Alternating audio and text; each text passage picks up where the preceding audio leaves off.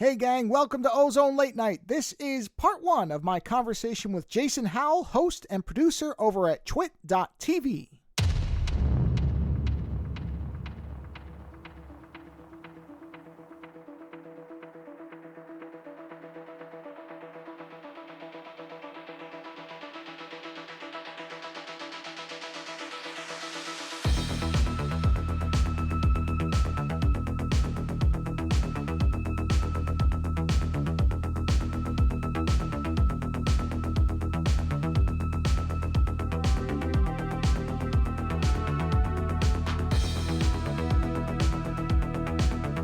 All right, everybody, welcome to another installment of Ozone Late Night. Joining me tonight is Jason Howell, host and producer over on the Twit Network.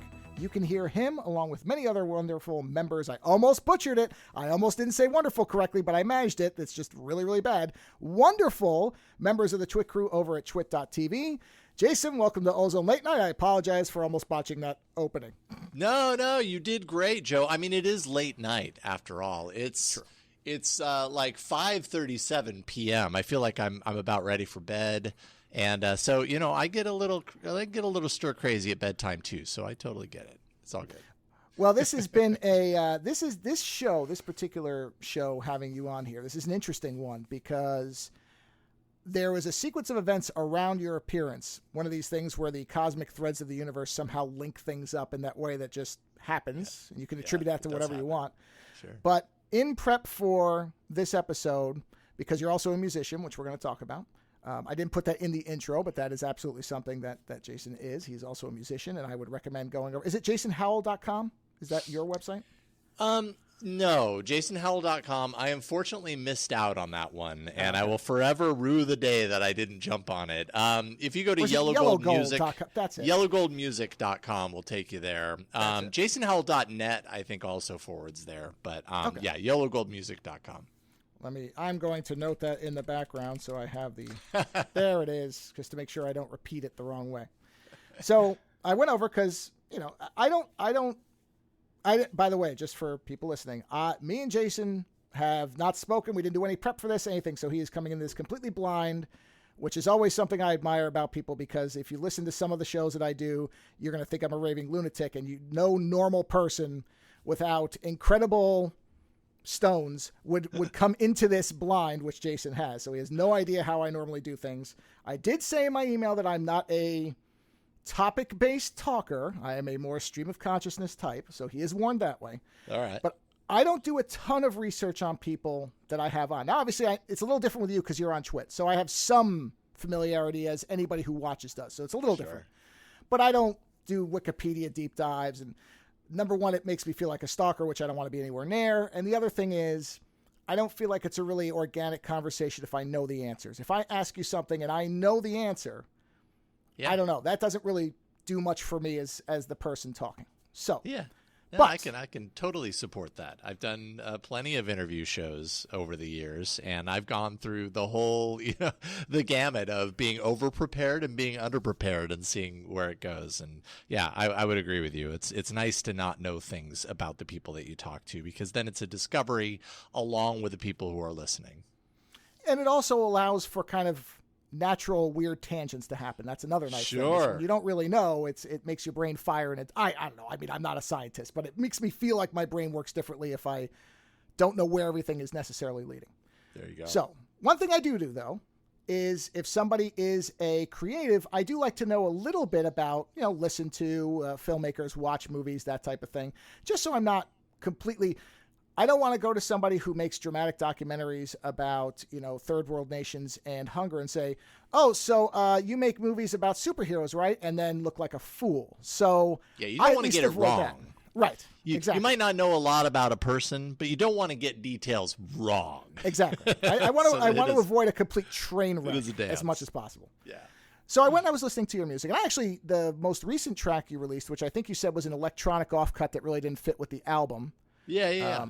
Which I thought was great. I thought it's a great track. Yeah, but then I listened to the rest of the album. What was it? Is it Freeform? Freeform. Freeform's the name of the song that I released outside. What was the album? What was the most recent album? Fever Dreamer. I was going to say Fever kept sticking in my Fever Dream. That's Dreamer. Fever Dreamer by Got Yellow Gold. So I listened to that album, and it reminded me, and you and I think are not all that separated in terms of age. I won't make you tell how old you are if you don't want to. I'm 45, so we're somewhat, I don't think. care. I'm 47. So yeah, we're very close. Yeah. So I was reminded of a band that I listened to way back in college called Catherine Wheel. Catherine Wheel. Okay, I'm familiar with Catherine Wheel. Right. They were not, I wouldn't say that was a band that I listened to on a regular basis. Or honestly, if I'm completely honest, I probably only heard them a handful of times. But I'm familiar with them. Absolutely. Yeah. And I was reminded, again, it wasn't like it was exactly a similar thing, but there was a similarity to some of the way the songs were structured, that type of thing. Yeah. Which led me to contact somebody that I knew in college and haven't talked to in 20 years and reconnect. Oh, right because your song reminded me of another song that he and I, both like this band. And I did a show with him in the last week. It was great. It was a blast. So. Oh, that's so cool. I love that. Honestly, as a creator, well, I mean, it's like this with podcasting in a very different way, but with music, I love hearing stories like that because that tells me that something that I did had an impact on somebody else's life in some way. And it's just really, as a creator, it's nice to hear stories like that. Cause it's like, as far as music is concerned, like I created a vacuum. I do it for myself 100%. And I just happen to kind of like put it out. Like I'm not the music producer who is like, all right, and I'm gonna, schedule all of these singles to come out, one after the other and do this blanket TikTok campaign so that I can maximize exposure. Like I'm literally just creating music because I like the music. I like to make music, and I can make music that I like to listen to as well. And I've done the work, so I might as well just put it out there for someone to find it. So when I hear stuff like that, it's like the icing on the cake. So thank you for sharing that. Yeah, it was a really neat kind of, I mean, I enjoyed the music anyway, but it was just funny how immediately it led me. And this is one of these people that I don't reminisce about college all that much, honestly. I really don't. It's kind of one of those things where, yeah, college was fun. There's things I remember about it that I liked, but I don't long for the days when I was in college and free. I mean, some people do. Yeah. But it was funny because I just thought about it. I'm like, man, I haven't talked to Doug in so long. I wonder how he's doing. And then I found that he's a composer and he's putting out albums. And I'm like, wow, this is wild because I like his albums too. So it was that's great. That interesting chain of blocks from a random event because gotta love it. I might have emailed him otherwise, maybe, but I hadn't done it up to this point. So it was almost like something had to kind of crack me in the side of the head to go, yeah, just email him. Yes, indeed. So let's talk about, because I'm always interested in how people came to where they were. Because I talked to a lot of different creative people, and it seems to be about a 50-50 split, where there are people who said, yep, I always knew I wanted to do this. I went to school, trained for this, and I'm doing this. And then the other half are, I always knew I wanted to do this, and then I couldn't make a career out of that, and I happened to take a random job, and then suddenly I was doing something else that I really love, and now that's the thing. So... Yeah. Because you've been involved in a lot. I mean, was it Buzz Out Loud? Was that the show? Yeah, okay. Buzz Out Loud at CNET in like 2006 is when I think I joined that whole crew. I mean, that was the beginning of podcasting, was right around that time. Maybe a couple of years before that. But yeah, pretty early on. So was it that because you're musical as well, was that something that you started off, I'm going to be a musician, and then realized, oh, that's extremely difficult? Or what is the arc that takes you from... Because I don't know what you intended to do when you were younger, so I don't know if you went to college for this, but to take you to now where you are, what was the path? I mean, when I was younger, I don't know that I ever thought I'm going to be a musician when I grow up, or I'm going to be, honestly, I did not know what I wanted to be when I grow up. Like when I think back to my childhood, I'm like, I have no idea what my answer is to that. I mean, there was a time where I thought, oh, it'd be neat to go to space, but I don't know that I necessarily thought I'm going to be an astronaut. You know what I mean? And my grades totally reflected that through school. What did resonate with me eventually, probably late junior high, early high school, was music. And I kind of found my crew. In school, I grew up, ultimately the friends that I was with the last 4 years of my kind of like, regular school years were surrounded by people who were just intensely creative in all different facets. And so, I was really into the music aspect of things, and as well as film. Other friends were really into design and art and everything, and we would just collaborate on things all the time. So I've got boxes full of video cassettes and 4-track tapes and all of these collaborations, different bands. We were all hopping between each other's bands and everything.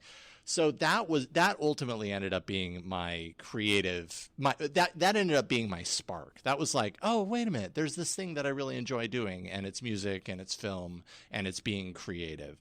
But when I went to university, right out of high school, because that's what you're supposed to do, I had no idea. Like, never even occurred to me that I could make music production or maybe film. But it never occurred to me that I could do what I'm passionate about and turn that into a career. So like my major was like mass communication, which in the grand scheme of my career, my professional career, was kind of appropriate. I certainly work in a communication realm, but I had no idea what that meant. I didn't know what it was leading to. And again, my grades reflected it. It wasn't until I moved to San Francisco, a number of years later, moved to SF in 98, from Boise, Idaho. I grew up in Boise, Idaho. And had to get out of small town Boise, Idaho, figured there was probably something going on in San Francisco, went there, met a wonderful woman, and she was very involved in school, and she was the one that kind of pointed out, like, you could go to the city college here and they have like a recording studio that you can kind of use. And then if you take your credits and then transfer over to San Francisco State, they've got a whole department, the Broadcast and Electronic Communication Arts department. And you can, so long story short, I suddenly realized that, oh, wait a minute, I can do what I love to do and make that a career. And here's how I can do it. And suddenly my grades, like, I was the top of the class. I actually wore the hood for my department at the graduation ceremony because I find, which is only a testament. I don't say that to brag, but it's only a testament to the fact that, like, you can be horrible at school until the moment that you suddenly realize, oh, wait a minute, I'm not going to school because I have to. I'm going to school because I get to learn about the thing that I love. And everything kind of changed for me there. So I think my expectation was I was going to graduate from university and get a job in a recording studio. That's been my lifelong dream. Like, wouldn't it be amazing to live like a hermit in a recording studio and be surrounded by all that technology and have bands coming through and be, calling the shots and working with them in a collaborative way to kind of, help them realize their creative vision and everything like that. I honestly thought that was going to happen. But that required a lot of free interning, which I was willing to do. But at a certain point, I had to pay the bills, and I really wanted to get out of working in the restaurant industry, which was how I, funded my schooling years, my education, and saw that there, so I kind of broadened it out and applied for an internship at CNET. And they had a video internship, and I was like, well, video can't be that much different. Like, if I'm technically adept at audio technology, I'm sure I can learn the video stuff. And they agreed. They brought me on for the internship. That turned into a full-time job on the business side. So I was doing video stuff. At some point, not very long after that, probably like a year after that, Tom Merritt, who was on the consumer side of CNET, was doing a podcast called Buzz Out Loud. And they needed, so it was Tom Merritt, Molly Wood, and then Veronica Belmont, who was doing the audio production. She was the producer for it. And anyone who listens to Buzz Out Loud, it's got a pretty solid and active fan base, even to this day. They recognized that Veronica was talking more. And so she was becoming more like on the mic, and they wanted to get someone in there to be the producer and do the audio technical stuff. And Tom knew that I was at CNET, and he was like, hey, you're an audio guy. Do you want to do it? And so he pulled me over and put me into the producer seat for Buzz Out Loud from an audio perspective. And which I saw as a win, because I was like, I might not be in a music like in a recording studio, but I am doing audio production for a living, and I'm getting paid a paycheck, and like, that's amazing. Like, I'm gonna follow this. And I remember Tom told me when he pulled me over, I quoted him a couple of times on this. He said, Jason, like, podcasting's at its infancy right now, and we're doing this really successful podcast. Like, you come over here, like, there's no guarantees, but you could ride a wave. Like you could be at the very beginning, of something really big. And like, I didn't need any convincing. I was like, I want out of business to business content because it was dull and boring, talking about blade servers and all that stuff. Like, I don't care about the enterprise, but I do care about personal technology and consumer technology and, the funness and the energy around that, that they had in Buzz Out Loud. So that's how I got into podcasting. That's interesting too, because that sounds like one of those things where you almost had kind of a grafting of the two sides of it, where because there is a creativity to producing, to being part of that show. It may not be as direct as being a musician or anything like that, but and then yes. Oh, sorry. Continue. No. Go for it. Go. Well, no. I was just going to say there is a creativity to it.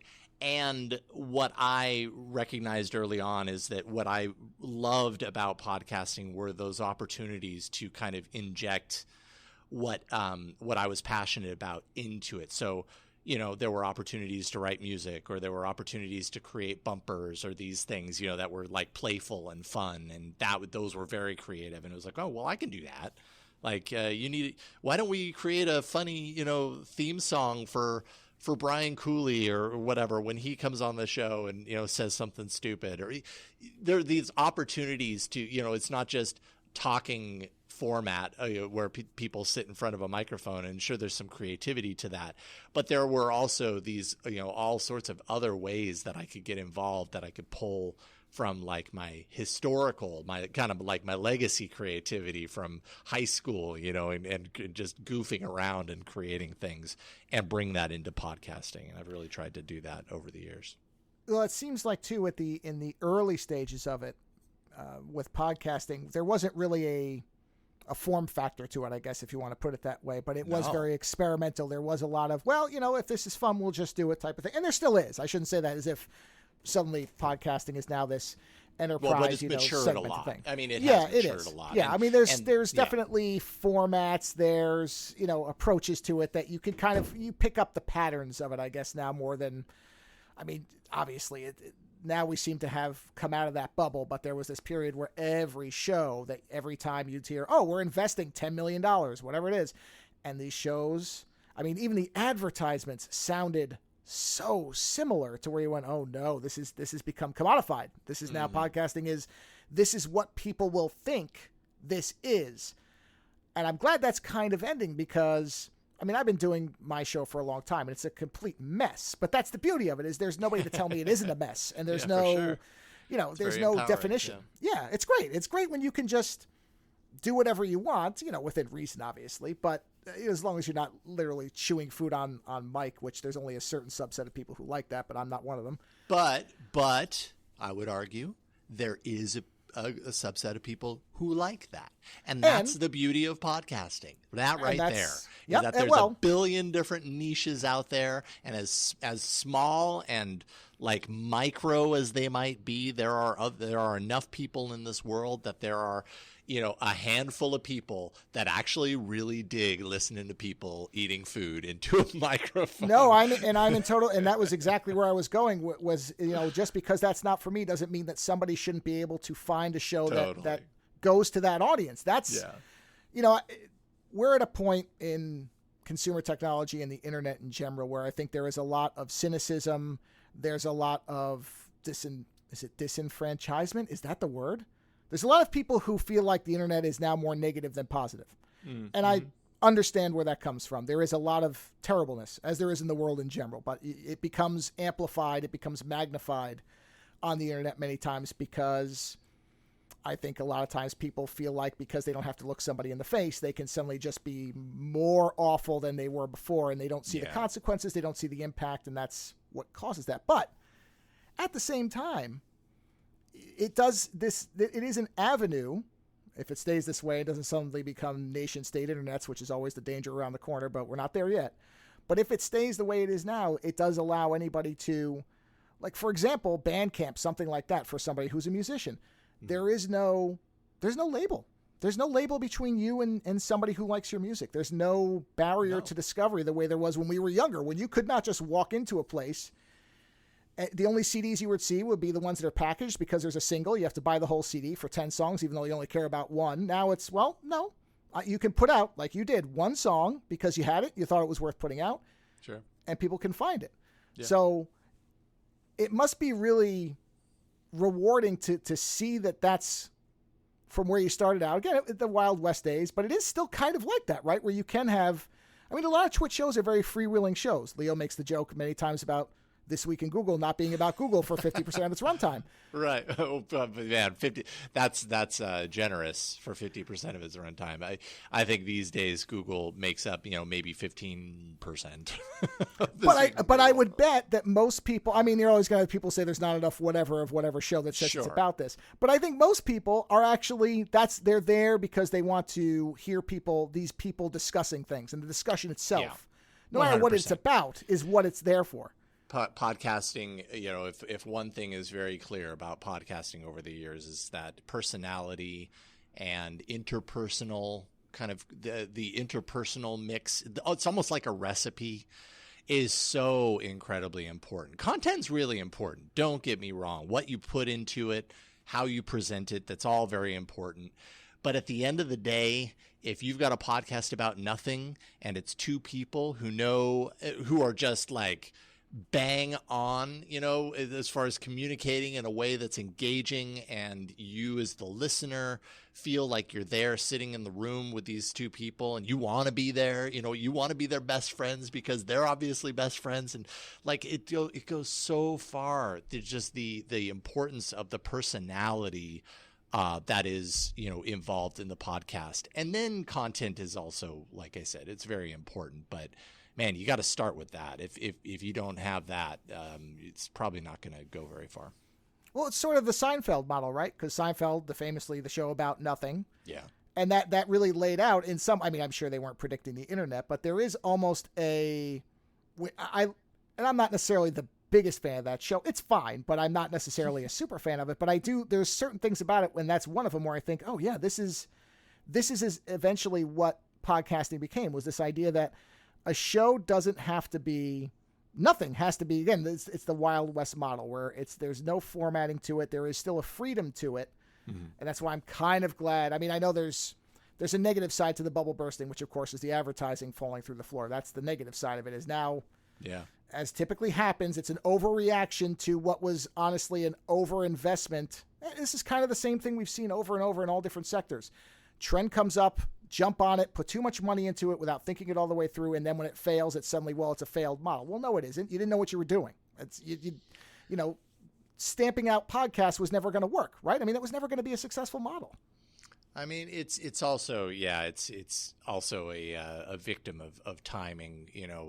Podcasting went through a pretty crazy uptick during the pandemic, which impacted so many things so deeply, and really, I think, gave an artificial boost to well, it's not artificial. People were there. People were listening. So I guess it's unfair to say that it's artificial. But it really kind of like primed the pump for people with podcasting. It's like, well, now we've got, all this kind of free time. Like, how are we going to entertain ourselves when we're locked in our house for literal years? And, and along with so many other different, aspects of the economy, there was opportunity there, and there was money to be thrown at it because money was not being spent in other ways. And I think we're just now kind of like facing a little bit of the reckoning of like, okay, well, that's not a forever thing. Nothing is forever. And now we have to kind of find our footing and recalibrate to a new normal. And that's where we're at. And I just realized now that we kind of jumped over completely because I started rambling about other things, but where you went from CNET to Twit. So what was the connection from, because Twit is kind of to me that Leo's formatting from the screensavers, it naturally carried over into Twit. And it is probably one of the most, I would call, my description only, the most well-organized podcast networks in terms of technology. I mean, there's comedy in all those different sectors, mm-hmm. but I think Twit is, by many people, probably regarded as kind of the most, I guess, well-organized is the right word for it. I don't know. I'm coming up short on descriptions because I'm just don't have that well-formed of a brain. Twit's been around since 2005. Right. You know, Yeah.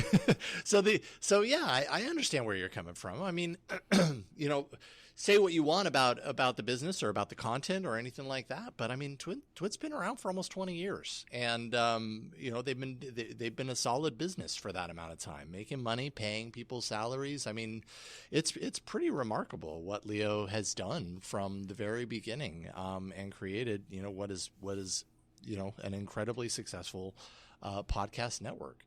So I feel like it's pretty commendable. But how did I get to Twit? Well, so I was at CNET, and you know, producing Buzz Out Loud, and eventually, you know, kind of started talking on the show, which, you know, Tom and Molly were very welcoming about that. And ultimately I ended up kind of in a role where I was managing CNET's podcast stable, if you want to call it that. So I was really kind of coordinating a lot of things. I was doing, you know, a lot of stuff with wrangling the technology on how the podcast turned into video and how we streamed that online. So community engagement and all this stuff. I was also hosting a couple of other podcasts for CNET. And Tom Merritt has history with Leo Laporte. He was involved with Tech He TV. did Tech News Weekly for a while, right? He was the yes, no, that's yeah, coming. okay. Yes, Okay. exactly.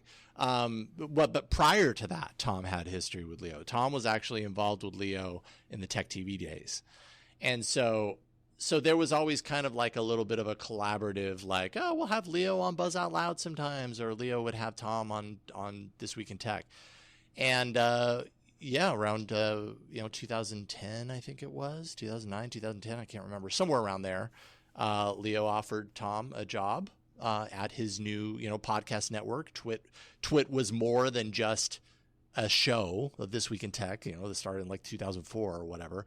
Leo had, you know, kind of broadened it out to a few other shows and wanted to kind of scale up. And so he wanted to bring Tom on to be the host of a new daily, you know, show on technology, and ultimately hired Tom away from CNET. And Tom started Tech News Today, which was kind of the daily show with Becky Worley. And so he started doing that. And then soon after that, I kind of got a call from Tom, and, you know, he was like, so, what do you, are you interested in maybe producing my show over here? Because he had needs for a producer, and he wanted to pull me over. And so I was like, heck yes, because I've always loved working with Tom. I learned so much with him, and he's just such an incredible, like, human. He's just incredibly giving, and, you know, really just a wonderful guy to work with. And so he pulled me over to Twit, and I interviewed, and they hired me, and you know, they knew that, like, I could produce shows, but I was also hosting an Android show for CNET called Android Atlas Weekly. And so Tom was like, you know, you get a producer, but you also kind of get a host if you want, with Jason. And so they hired me, and I started working with Tom. That was my kind of initial assignment, was producing Tech News Today with Tom, and which is, you know, it's a daily show, so that's 5 days a week. As you know, Joe, producing a podcast just 1 day a week is a challenging thing. I mean, that right there was kind of, at least initially, kind of a full-time job, coming in and producing a 5 day, you know, a daily show on technology. It took a lot of work. Yeah, there's a reason I limit my daily episodes to 5 minutes, except for Friday, because I don't need that much work. But, Yeah. but I wonder if was some of the appeal too that, I mean, CNET was an established company, it had been around. It was kind of a, I'm not going to necessarily say it was corporatized top to bottom, but it was a kind of a, No, but it was. I mean, you know, it had its rhythms and its systems that you were expected to work within, I guess is the way For to sure. put it. Just like most big companies are. Yeah. So was coming to Twit kind of a nice change where not necessarily you could just do whatever you wanted, but was there more, did it feel more like you were getting back into a more malleable kind of place where it was more open to, okay, well, we can play around a little bit here and there with when there's a good idea. Okay. Absolutely. You know, but I also didn't know what I didn't know as far as, you know, my first professional job was CNET. So I didn't know what it's like to go from a big company environment and go into a small business and do podcasting. But but ultimately at the end of the day, I knew that Tom Merritt wanted me there. And so I was like, right there, I was like, all right, 100% I'm in, where you go, I go. And I knew that's a best case scenario, isn't it? When you somebody that you rely on says, hey, this is a place to be.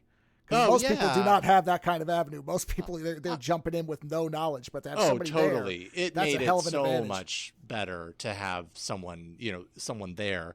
Plus, I had worked with Leo, a number of times in Buzz Out Loud, so it wasn't as if Leo had no clue who I was. He didn't know me very well. But I knew enough about Leo to know, like, all right, this man, this guy's he's a pro. And he's kind of a legend, in tech TV circles and in podcasting and stuff. So I bet you I'd learn a lot working with him. And so, yeah, it was just very obvious. Like, all right, let's do this. Let's see what comes up around it. The only kind of like detraction was, or thing that I was like concerned with was that.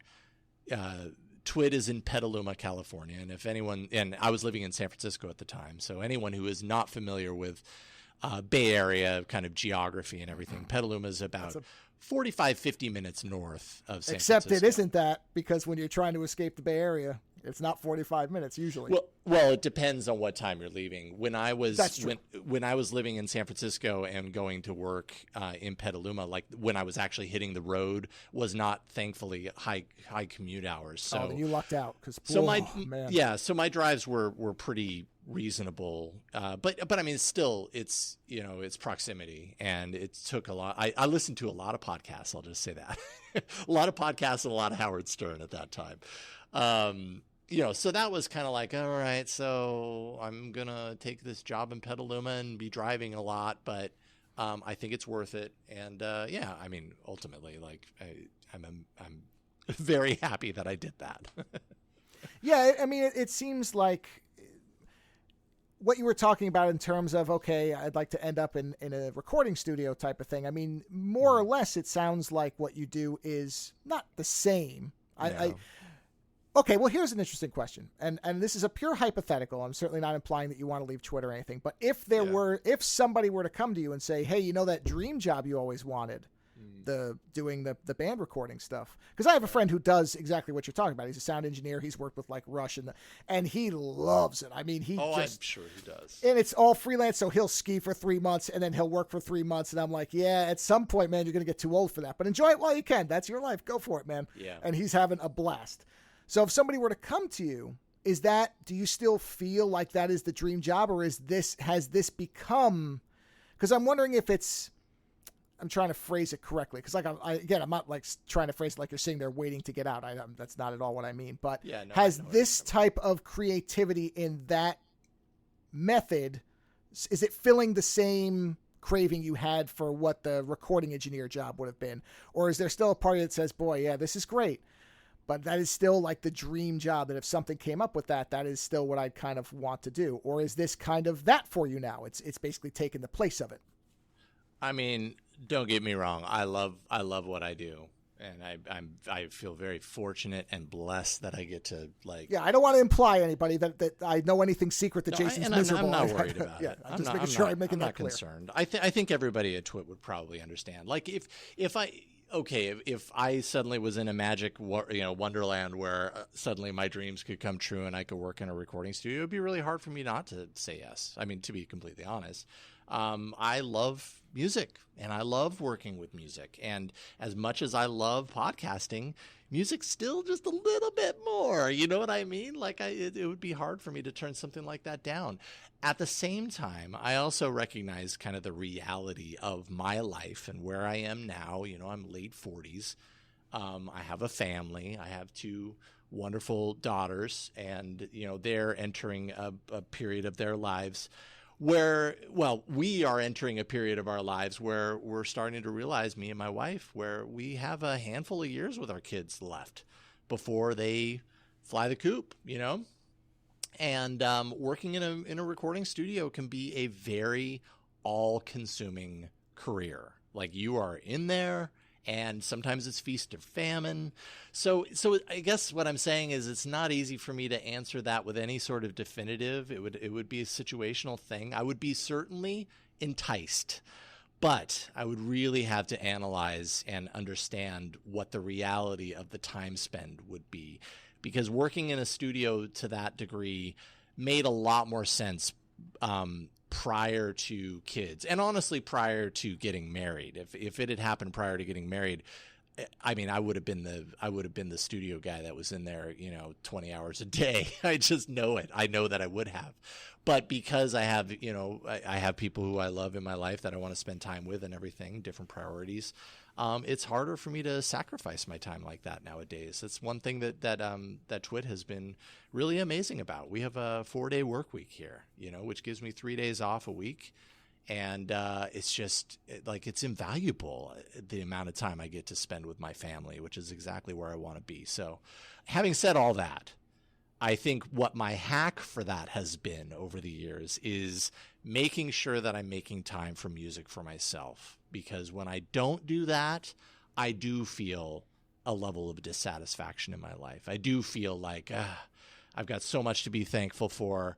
Everything's really great. And I'm feeling this sense of lack, or this sense of something missing. When I bring music back into the fold and I make time, I prioritize it for myself, everything gets better. And so that's just that's a lesson that I learn off and on and have throughout my adult life, because I totally have times where I'm making a lot of music, and then I have times where I'm super dry, or I'm just like over it, and I'm like, I just need a break. And so it ebbs and flows and it comes in and out. But that's been my hack. Well, and that's kind of, I was in my head, I was thinking that because my friend is a audio engineer, he doesn't have kids, and he just bounces around. And I think at one point I said to him, I said, man, if you had kids, this life would burn you out, because it does seem like it is hours and hours and hours. And that's what I was kind of curious about, is if doing this, because it is a creative outlet. It may not be music necessarily, but it is an interactive creative and a collaborative environment. Yep. And that's kind of what I was wondering, is I know for some people, when they get into that, whatever that alternate career was, because like I said, there's some people who do what they want to do the whole time, and they're very lucky. Mm-hmm. And there's other people who have these kind of left and right turns. And in many cases, they say something similar, where they say, well, I may not have been able to do what I thought I wanted to do when I was younger, because I would get older. And this actually has ended up being the better thing, because it allows me to, like you, spend time with your family, or not have to give your entire life to something, because there you risk burnout too. That's the other side of that. Is it's great when you're 20 and you have what feels like endless energy and no entanglements to anything. You're like, I could do this forever. Right. And most of the time you can't. I mean, that's just the reality. Is at some point you're going to look around and go, oh, now I hate this. And that's, to me, is worse. That to me would be the worst thing to happen. So yeah, and I've had moments in my in my adult life where I was working at CNET, and I was also writing music for a composer. I was working at CNET. That was my full-time gig. But also on the side, I was working with a composer, and he wrote music for this NPR show called Life, Love, and Health at the time. And he wanted kind of an assistant to help write music for this show. And so, I would get assignments from him like, all right, you've got a week. I've got 2, 90-second songs that I need from you. One is about an episode that deals with teen suicide. Another episode is, has to do with postpartum depression or something like that. Really, really cheery examples that I decided to throw out. There were some really good ones too. Okay, good. I was going to say, if this is all you're writing for, at some point now you do hate music. No. But my point is, at a certain, which was a really fun exercise, and I wouldn't say it paid amazing, but it was a nice little bonus. But at a certain point, I did kind of burn out on it, and I realized in that experience, like, hey, you know what? Maybe music is the thing that I do for me, and it doesn't have to be this thing that I generate income with, because that kind of changes it, right? And it's not that way for everybody. There are a lot of people that can take their passion and turn it into a career and not reach that point of like, ugh, now I suddenly hate this thing I used to love. And I wouldn't say that I hated it, but I definitely saw the other side of it. And through that experience, I kind of learned like, okay, it's actually probably a really good thing that music isn't my full time, because I would hate to find myself at a point in life where I dislike making music anymore, because it's just such a rewarding thing for me on a personal level to do that, and to lose that. Like I just would not want to risk that. So I know exactly. There's a lot of that I see where people, because the phrase is, "Oh, if you do what you love, you'll never work a day in your life." And in the back of my head, I'm like, well, that's sort of true, and it's sometimes true, but it's not always true. Could work out that way. Yeah. There's people who can sit on Twitch and stream all day, and they don't ever seem to burn out on it, even though it takes a ton of work. People think it's nothing, and it's not nothing. I mean, it for sure, excruciating to me to try to do that all the time. But then there are also people who burn out on it, and you see it a lot, where people say, you know what, I can't do this anymore. I loved it, but it's just I'm sitting here, and it's just all this all the time. And I think some people, like you said, are geared for that, and some aren't. So, and I have to imagine the ones that are geared for that. I mean, man, at some point it's got to be too much, right? Like, you just haven't hit your point yet. I assume it's kind of like most things, where if you do it and find success, the amount that you have to do it probably reduces, because the success offsets it. That's a guess. I don't know that, but that's what it feels like. Because otherwise, who could do that all the time? It just, you drive yourself into the ground, and and I don't think it's healthy, because you're just destroying your passion for it, and you're ruining yourself. Whereas, like you said, if you do it on the side, if it's a creative release, if it's a way to kind of do something purely because you love it, that to me is so much better in terms of not only your own health, but probably what you're outputting is going to be better, because there isn't the pressure and the misery of cycling through this over and over and over. Yeah. Yeah, I'd agree with that 100%. Absolutely. I think the quality of what you create when you have the space to kind of just to settle a little bit versus that pressure to continue. I mean, we hear so much about YouTubers and about how the amount of work that it takes to really scale up on YouTube, and the amount of times you're creating new content and then editing the content and publishing it, and like there's never really a destination. It's never really like, all right, you've done it. Even when you get to the top, you have to continue doing, and that's why burnout exists. At a certain point, like I can't imagine there is a YouTuber alive that could do that for 50 years. You know what I mean?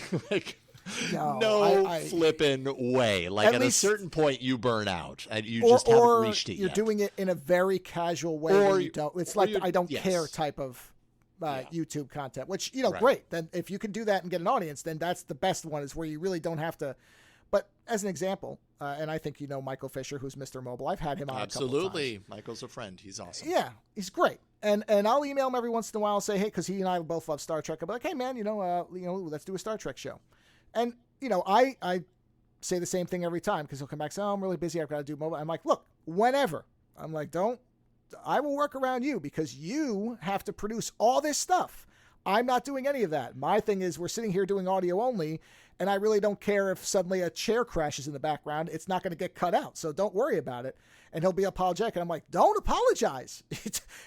I see what you're doing, and I can't imagine. Plus, I don't like traveling as much as he does, but I'm like, to have to produce the high level of stuff you do. Oh, such a high level. I admire his work so much. He's great. He's one of the nicest people you'll ever meet. And B, the quality of his work is remarkable. In fact, I just emailed him a couple of weeks ago, because I was watching, he had a review of the Pixel Fold. And I was watching it, and I noticed something, and I had to send him a message, because I'm sure like only a small, maybe one other person would notice this sort of thing, but I definitely did.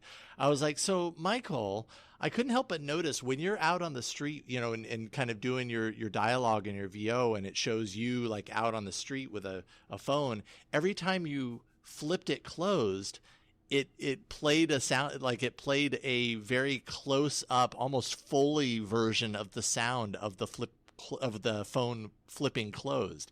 I was like, you recorded that and flew that in after the fact, didn't you? And he was like, oh my God, I can't believe that you noticed that. And I noticed it throughout the video. And I was like, those are the kind of touches that make you amazing at what you do, because most people will see that and not even blink. They won't even think about it. But what it does is it takes what would have been this very noisy kind of like, street noise and, kind of clinky thing over a street noise. And he's able to isolate. I mean, he's really doing what filmmakers do on product reviews. I'm such a fan of his work. Oh yeah. His e-bike review was one of the best things I've watched in recent memory, where he did the whole 100, however many miles. I don't know if you saw that one where he took the electric bike. I didn't see that one. No. Oh, that one, I think I emailed him, or it was on social somewhere, and I was like, man, that's something you put in the portfolio if anybody ever comes to you. And it's like, you got to watch this one, because it was so expertly done. All the stuff you're talking about. And that's what I mean about, when somebody like that is like, well, I'll try to, I'm like, man, whenever, because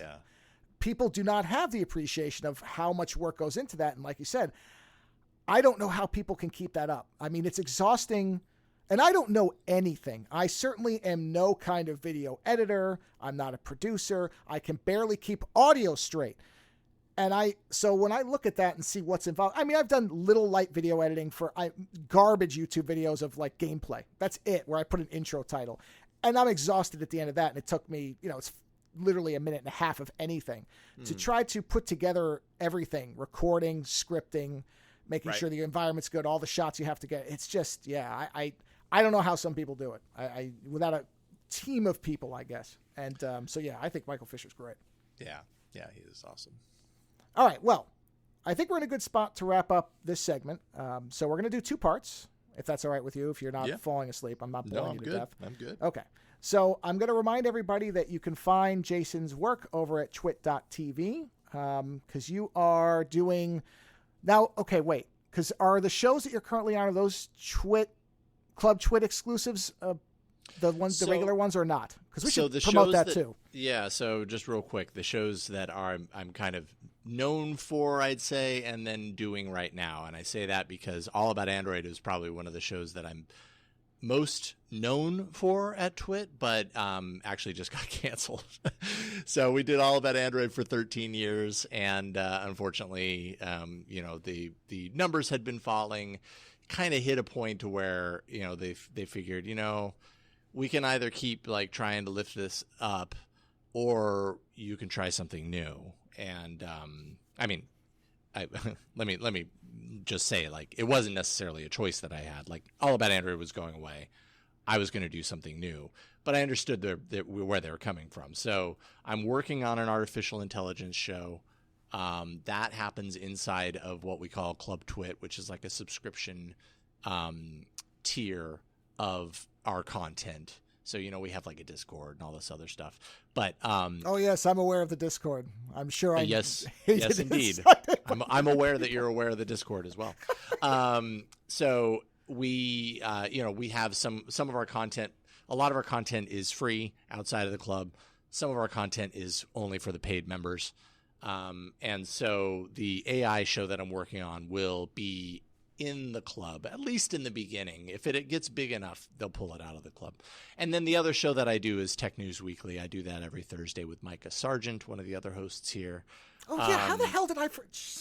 Sorry, everybody. I am an idiot. I was thinking of Hands-On Tech and the AI. I mean, Hands-On Tech... I just completely blanked on the weekly show when I watched it every... Oh. God. Yeah, no. Hands-On Tech, I mean, that's another show. I mean, we've got a lot of shows, and some of them are kind of like they happen when they happen. Like Tech News Weekly, yeah, that's a weekly show.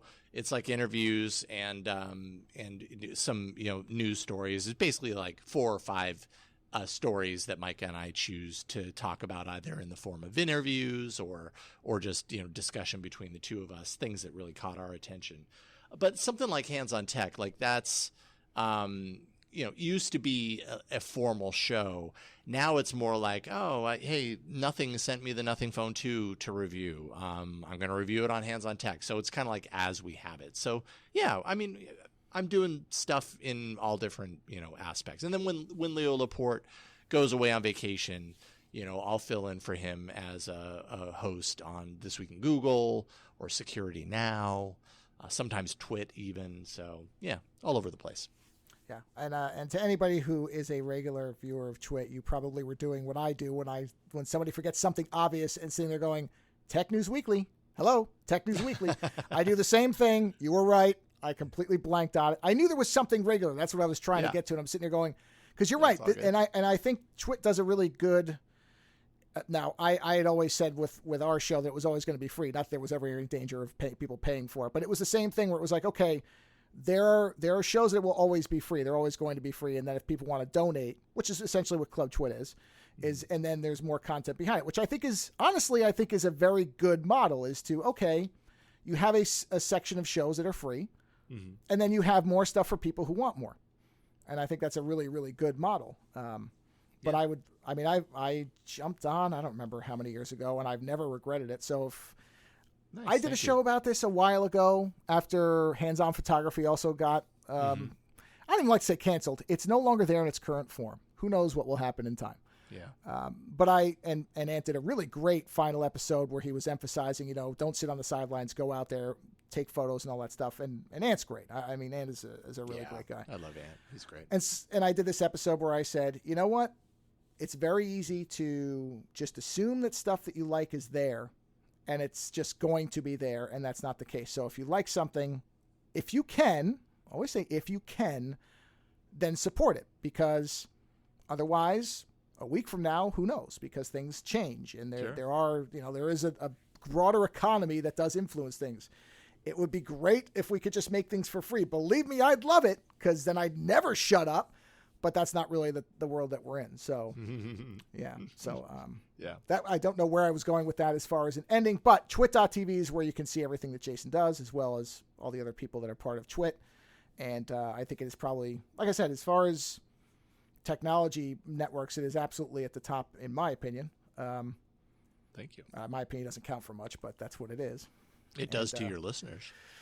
Well, we'll find out, I guess. We'll see. We'll see. So, so Jason will come back. We'll do one more segment. And until then, I will remind her. Is there anything else you want to plug, Jason, before? Well, I would say go to Yellow Gold Music. Sure. .net. Yeah. Yellowgoldmusic.com. I know it's confusing. JasonHowell.net or yellowgoldmusic.com. Yeah, no, you're right. It's all I'm good. going to correct my notes because I'm going to get it right the next time. I threw out a couple of different domains there earlier, so it's easy to get them twisted. The show notes will be right, because I do double check those. So even if you didn't get what I said, all this stuff will be covered in the show notes. There will be links. Everything will be there. And if you are still around and want to listen to older episodes and listen to how bad I am at all those as well, all of them are at ozonenightmare.com. Click the podcast link. There's an archive there, and you can listen to Ant Pruitt, who was on previously. I think that was last year. And Michael Fisher. There's a couple. We did a couple Star Trek episodes. So little teasers, I guess, as much as I ever do them, to stuff that you might want to go and listen to as my voice starts to shatter.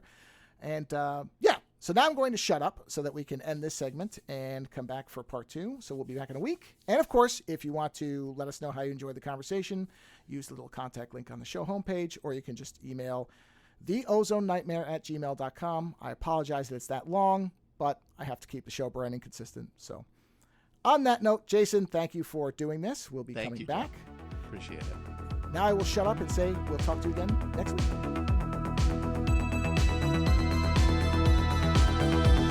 Visit ozonenightmare.com to subscribe to new episodes, browse through our back catalog, or to find links to support the show.